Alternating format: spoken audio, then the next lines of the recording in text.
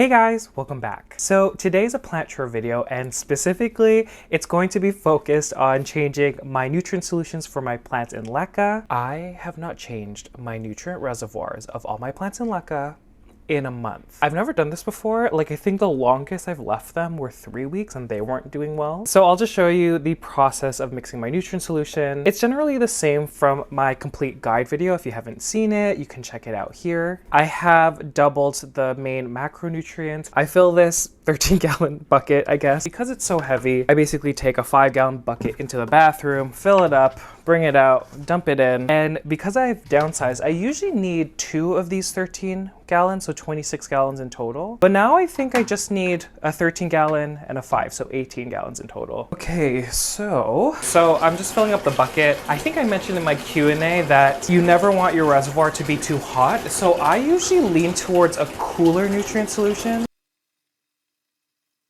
Okay, let's see if my muscles are working this morning. Oh my God, okay. Okay, here we go.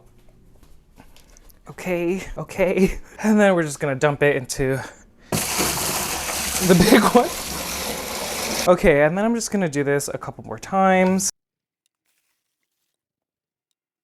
Okay, so I have my buckets already. I use a thick bamboo stake here to mix the solution. As per usual, I'm putting some water off to the side. This is where I'm gonna put my nutrient solution initially before I put it into the main solution. And CaliMagic is always the first one. Shake it really well. I got these 60 ml syringes from Amazon, and we're just following the instructions again. So 1 teaspoon per gallon, which is roughly 5 ml per gallon.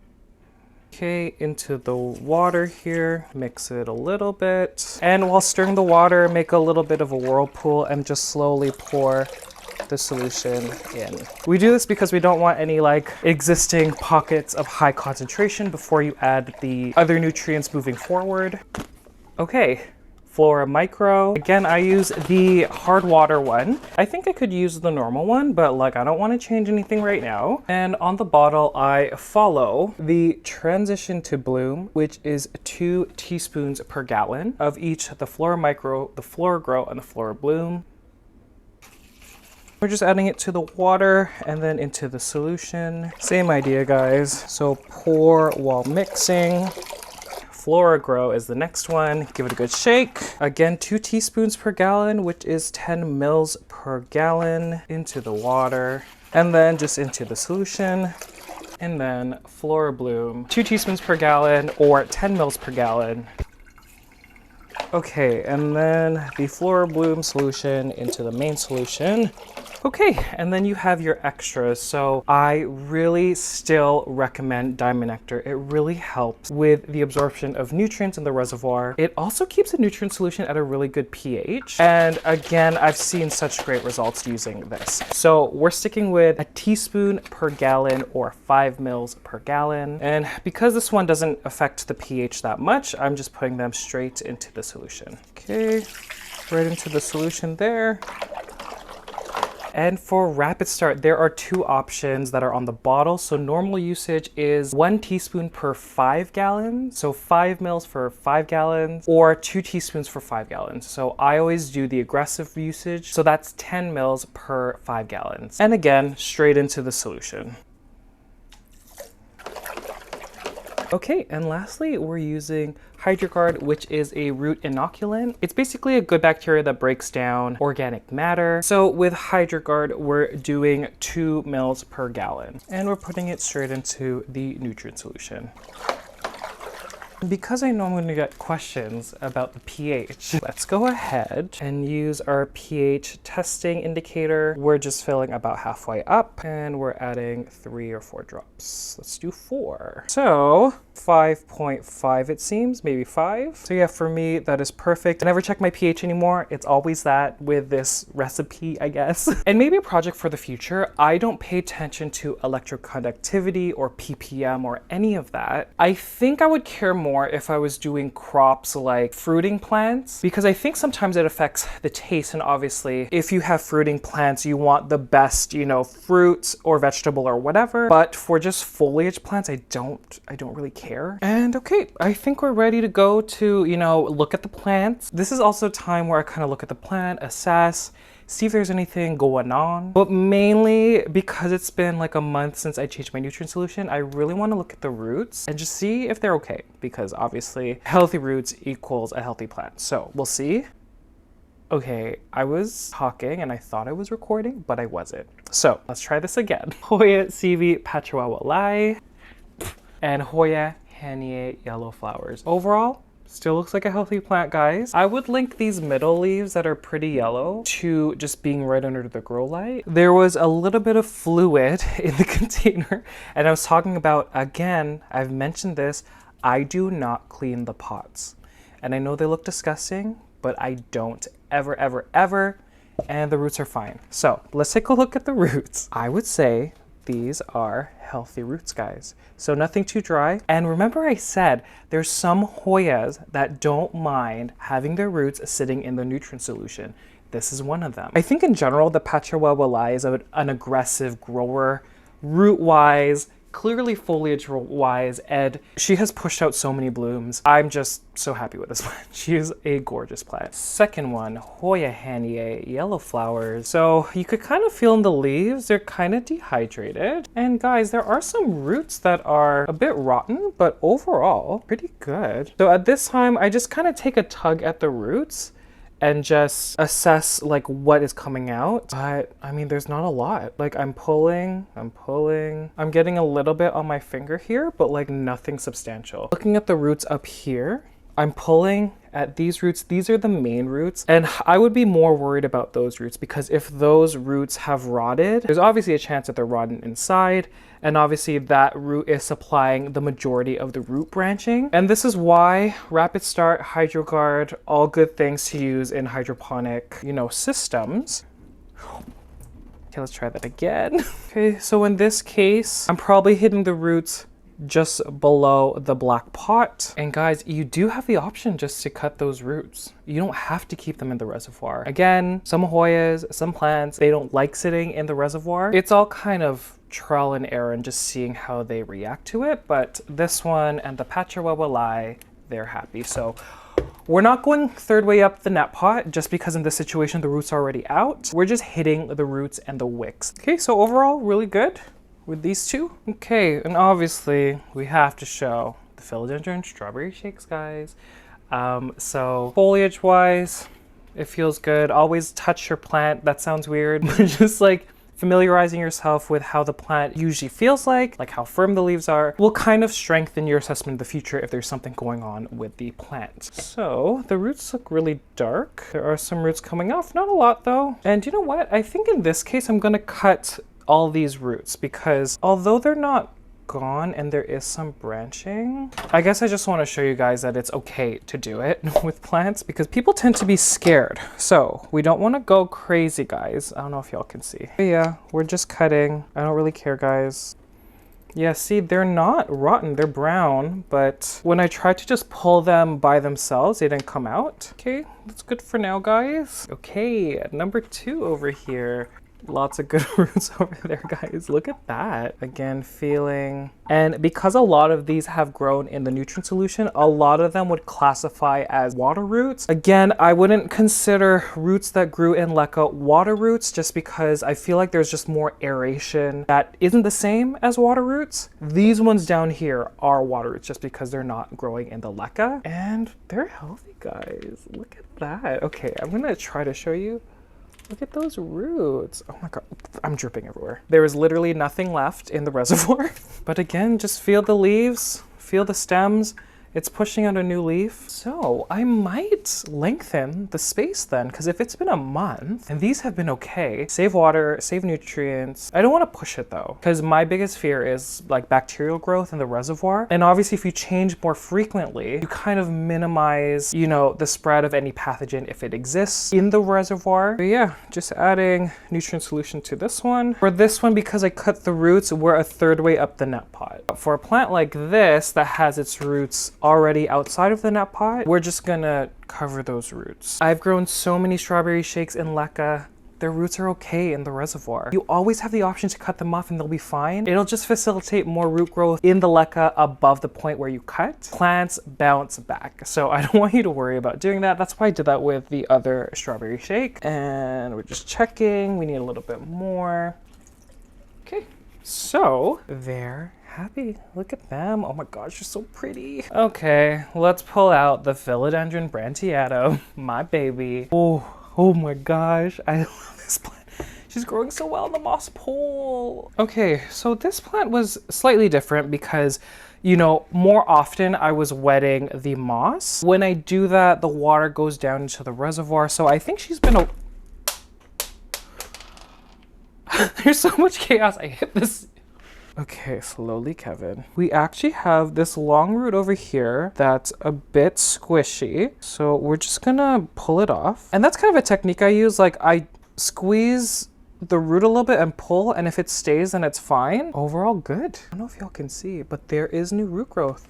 Mainly, look at that. That's all new. I'm showing you guys this because the moment someone sees like a little bit of squishy roots, they always jump to like, what's going on? And that's fair. Obviously, you want to take care of your plant. This is normal. Like, plants, unfortunately, lose roots. And I feel like people don't necessarily talk about it because when a plant is growing in soil, or an aeroid mix, you're not necessarily seeing the roots get squishy, are you? You can't see it. It's happening and the plant is pushing out new roots, but you're not seeing it. It's the same with plants in LECA or pon. It's just with LECA, because you're changing the nutrient solution so often and the roots are coming out here, you see it more. Obviously, if like the entire system is squishy, then something's wrong. Like this one, like here or there, like it's fine. Anyhow, that was a tangent. Let's first wet the moss pole here. Okay, so again, there will be runoff from the moss. And so you could see that it's just dripping. So I might just let it sit in the sink for a little while. Okay, I think that's all right. Let's put it back in the pot. And again, guys, once the plant is here, you kind of assess, see if the stems need to be pushed into the moss pole. Again, you're guiding the stems into the wet moss. You don't want to constrict them. Okay, she's happy, guys. Let's put her back. Okay. I'm mainly just excited to show you this one. It's a Hoya. I know y'all don't like Hoyas, but this is the Hoya latifolia Snow Queen. So remember I showed you these two leaves and I was really excited because when I got it, the leaves looked like this. Like they didn't have that speckling, like that signature Snow Queen speckling. She pushed out two leaves and I wasn't sure if they had, you know, splash, but they do. One, the one that I'm touching over here, look at that. And then two, and they're big. And then this one still has splash. I know it looks like it's only half. And then the newest one next to it has a splash as well. So, you know, I'm gonna keep, you know, this main vine growing and hopefully like it consistently pushes out splash. And then at that point, I'm gonna chop it up just so I could have a fuller splashy Snow Queen. Cause both here. And future Kevin here, this is where my mic died. I basically talk about these leaves and how they're round, even though they don't have any splash, they're very pretty. And then we look at the roots. So the roots look great. They're nice and healthy. These are technically water roots because they're sitting in the nutrient reservoir. And then we're just gonna change a nutrient solution. We're putting it up to the third way up the depth pot. And I think we're moving on to the next plant. This is the Hoya Grey Ghost. She's in a different self-watering pot, and I just want to show you the difference. I don't know what I said, to be honest, but I kind of follow the meter. I think when you're at the maximum point, that's when it's covering the, you know, the bottom space of the pot, and I just love this plant. It's so pretty. The silver is amazing, and yeah. I love this plant. I don't know what I'm saying. Okay, look at the roots there. Super cute. Yep, so where my finger is, the meter will say that it's at its max point. But if I was doing a smaller plant, obviously go higher. The nutrient solution, water line situation. Okay, this is when I find out that the audio is like not working. But this is my Philodendron gloriosum. And I taped it down because it kept pulling itself out and it would get caught on something. Okay, this is when I realized, oh, I'm not happy. Oh, I'm not happy. This reaction is hilarious. Now, is it okay? Y'all can hear me? Let's try this again. Philodendron gloriosum. So she's in this log self-watering pot. I tied her down because she was a propagation. I was just waiting for the roots to kind of latch on. I've had a lot of accidents, so I'm actually going to cut the mother leaves. Because they're so tall, they catch on a lot of things. They either knock plants over, or the pulling or this getting caught on something will pull the plant out of the LECA. So I think it's time to just cut the mother leaves. Okay, goodbye. So I like these because it has a little window here. You could see she's about halfway. What I do, I take the stopper, so handy that this has a stopper. Take the stopper out, pour it out. Oh, putting the stopper back, and we're just going to pour the nutrients over. Okay, so ZZ Raven. I said in a previous video, I changed the nutrients less often with my ZZ Raven. So this one, it might be 6 weeks back that I last changed the nutrient solution. So I think it's gonna be really dry. I hope not. The net pot is breaking, but look how wild. She is ripping the net pot. So I'm seeing that a lot of the younger growth has died. I don't know if they're attached to any of the adults here. And guys, I still don't think I'm gonna repot it. I think I'm gonna keep it like this because I don't want to like shock it because these are really dry. I'm just gonna hit the nutrient solution here. With this plant, I never hit above here anymore just because the rhizomes, and you could see, look at the potato rhizome, guys. They're already there and I just don't want them to like rot. So I never add extra water in between my nutrient changes. I used to do that, and like last year during the summer, I used to do it just because my plants got really thirsty. My room gets really hot during the summer, and so they took up a lot of water. I didn't do it this season and they were fine. I don't flush. I never flush. Okay guys, I don't think I've shown this plant in like a year. This was sold to me as Hoya finlaysonia chicken farm. The roots rotted. This was the top part of the plant. She was the only one left that was kind of like a viable cutting. She's in LECA in a jar. I keep the nutrient solution extremely high. You could see that it's up here. The stem, when I cut it, it was maybe this short. So the stem is hitting here. So I might, okay, I'm just gonna pull her out. That's good to see, guys, because she didn't have these roots. And now she's like latching on to the LECA. So again, look at how tall the stem is. I'm just holding on to the LECA and just pouring. And again, you don't need to add nutrient solution. At this point, because the plant's really young, it doesn't necessarily, oh my God, it's not focusing. Oh, there. It doesn't necessarily need all the nutrients. I still do it. Y'all don't need to listen to me. You could do whatever you want. I'm telling you now that they don't need it, but I always do it. Let's add the nutrients to the top. There we go. And she's sitting right under a grow light. The grow light's right here. So yeah, I'm really excited. I can't believe she's still with me. I thought she was a goner, but she's here with me. Okay, so we're in the plant room now. I just want to show you, how I change, the plants that are in these buckets here. So Monstera Oreo, guys, she is gorgeous. So I just grabbed another, I think this is a 3-gallon bucket. I put a little bit of nutrient solution already in there, and let's look at the roots. Look.